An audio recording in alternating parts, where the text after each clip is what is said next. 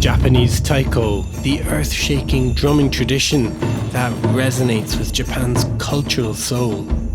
Taiko quite literally translates to drum in Japanese, so today taiko is known both domestically and internationally as being a virtuosic and militaristically precise massed percussion ensemble.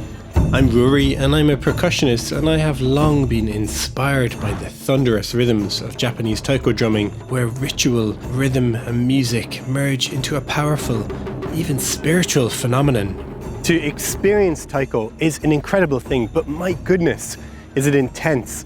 The concentration and dedication of the players is quite remarkable, and the sound, you're unlikely to hear any other drumming tradition as loud as the thundering rhythms of the taiko.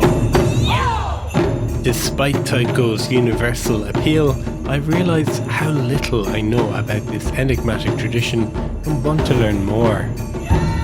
Through this documentary, we'll explore the art of taiko, which has evolved rapidly over the last 50 years. It's a relatively new tradition, though with ancient roots, and it's as complex and as nuanced as Japan itself.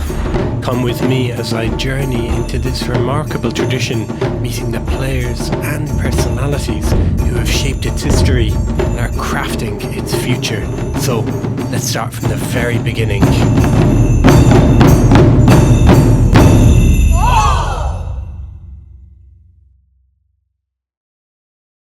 Whilst drumming in Japan goes back many thousands of years, taiko drumming as we know it today is a relatively new phenomenon. It was as recent as the 1964 Tokyo Olympics that marks the first time Japanese taiko drums were performed on an international stage. Previously, taiko was primarily an ancient percussion instrument used in regional folk performing arts, shrine and temple events, in gagaku, Japan's oldest traditional performing arts ensemble, and as an accompaniment to no and kabuki theatre. Over the past 6 decades, taiko has evolved and spread globally to become an art form beloved by people worldwide.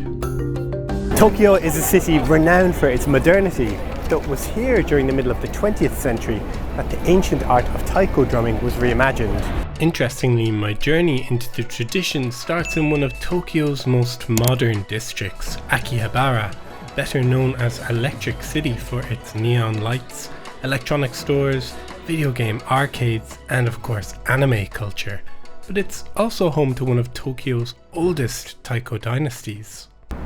As taiko became more and more popular during the middle of the 20th century, a number of different groups formed here in Tokyo, one of which is Oedo Sukeroku, a very famous taiko group. We're about to meet with the team now here in the dojo and learn more about this style, which has informed so many different styles of taiko, not just here in Japan, but all across the world.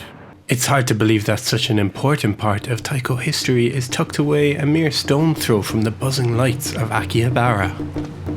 So it's by the river and the 2 railways is running, so it's a perfect place to make noise. Here is our dojo. 失礼します。 In the building's basement, the group's founder, Seido Kobayashi, is warming up. He founded the group in 1959, very much at the beginning of the taiko boom. 太鼓を打ち始めた時に邦楽、日本の邦楽、歌舞伎のいろんなバックミュージックですね、今でいうそういう先生に基本的なことを習って本当に良かったなっていうのが今につながって感謝してます。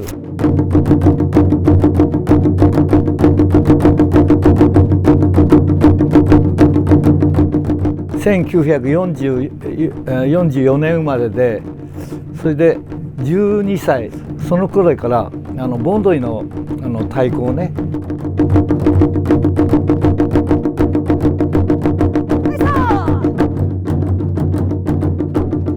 基本的には打つための無駄な力がなくて、美しいキレのあるスピード感とかコントロールですね。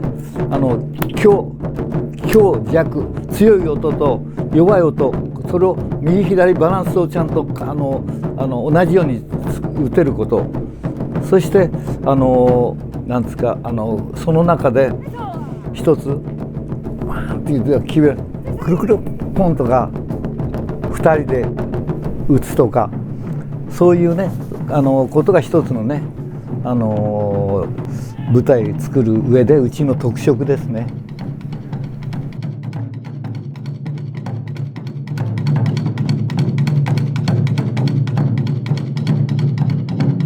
Mizuho Zako represents the new generation of Oedo Sukeroku's leadership and told me a little more about the cultural backdrop to the group's foundation. After the World War II, people lost everything in Tokyo. Tokyo was totally burned down. But fortunately, we had a vast area. So what the people revived their tradition was the summer festival. It's called Obon.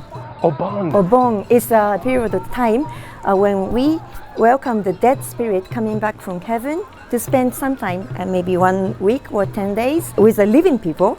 And then while that period, we have Bon Dance Festival. Yeah, that was a very revival of the Tokyo local culture after the World War. This reimagining of the traditional regional styles of taiko is credited to Daiichi Oguchi, originally a jazz drummer and the first to transform taiko into a massed ensemble of choreographed drummers known as Kumi Dao, which, whilst new in presentation, was ancient in philosophy. Would you say that the group really is a representation of the Tokyo style of taiko? That's very true. Yes, Sukeroku Taiko was the kind of symbol for the people to show the energy of a revival after the war.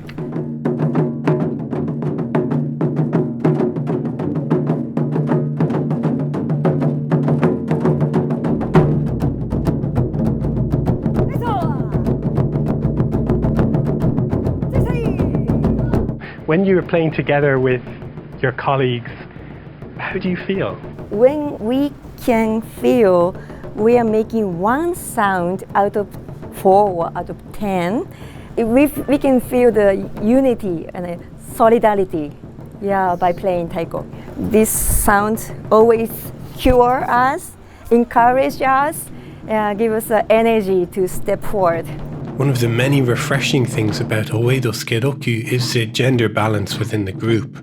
Taiko has traditionally been a machismo, male-dominated practice, though more recently it has become a more inclusive space welcoming anyone passionate about taiko.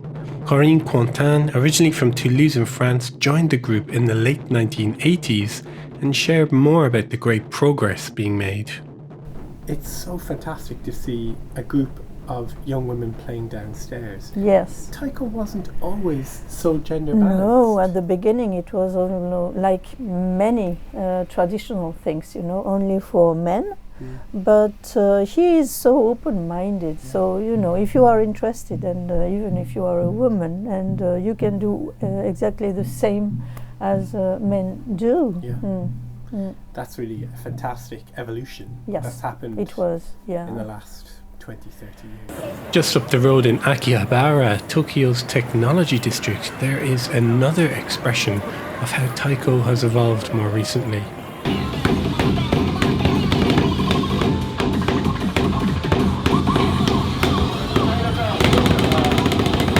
So right behind me you can see this taiko video game, Tao No Taishin, which for about 20 years has been one of the most popular in arcades all around Japan. And as you can see, of course, we've got the 2 big taiko drums here, and the idea is to play along in time with the music and with kind of graphic notation on the screen. So I'm gonna give it a go, see how good I am at Tao No Taishin.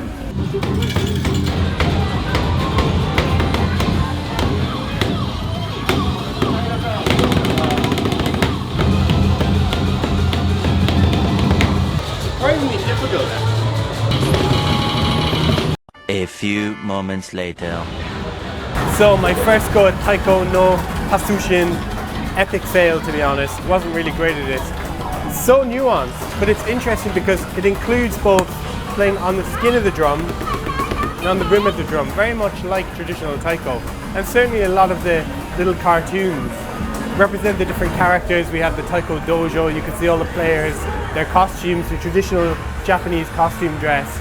So it's so interesting to see this very modern phenomenon happening inspired by a very old tradition.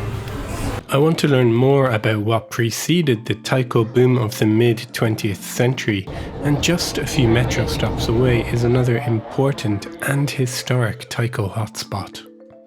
This is Miyamoto Unosuke Shoten, another iconic Tokyo spot founded in 1861. This is one of the first taiko makers here in Tokyo. Now today still selling bachi and taiko, manufacturing all kinds of traditional Japanese instruments. They even have a drum museum with drums from all around the world, including a range of different examples of historic taiko instruments. So this taiko drum is particularly special, from 1878, used in kabuki theatre, the classical theatre music of Japan. So you can see it's very much like the modern taiko, and there's real vestiges of today's taiko in these drums that were used for kabuki such a long time ago. Delving back deeper into Japan's ancient history, many believe that taiko drums originally served military purposes, communicating messages across battlefields and intimidating opponents. While concrete evidence is scarce, the disciplined and code-like structure of taiko rhythms and their powerful sound certainly supports this assertion. Thank you so much for watching, and you can continue the journey into Japanese taiko by following the second part of this documentary, which is linked right over here. You can also give this video a thumbs up and make sure to subscribe to the YouTube channel for lots of other music tutorials and of course documentaries too.